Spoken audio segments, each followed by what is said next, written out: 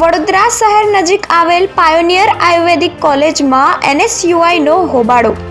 ત્રીજા માળેથી જંપલાવી વિદ્યાર્થીએ આત્મહત્યાનો પ્રયાસ કરતા વિરોધ પ્રદર્શન। પોલીસે ટીંગાટોળી કરી અટકાયત કરી। ચિરાગ ગોટીએ ઊંધો કરીને જે યુવકને માર્યો હતો તે બોલ્યો, મારી નાખવાની ધમકી આપતો તેને ફાંસી આપો। સુરતમાં 48 કલાકમાં બીજી વાર રિકન્સ્ટ્રક્શન, દોરડું બાંધી લઈ જવાયો। VNSGUમાં 400 કરોડના ખર્ચે બનશે સ્પોર્ટ્સ સંકુલ।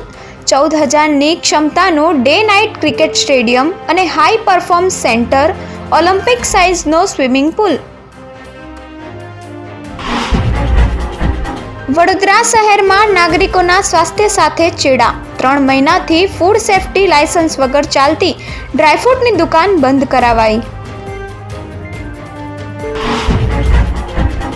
વિદ્યાર્થી બની વિરોધ કરતા આપના કાર્યકરોની ટીંગાટોળી કરી અટકાયત।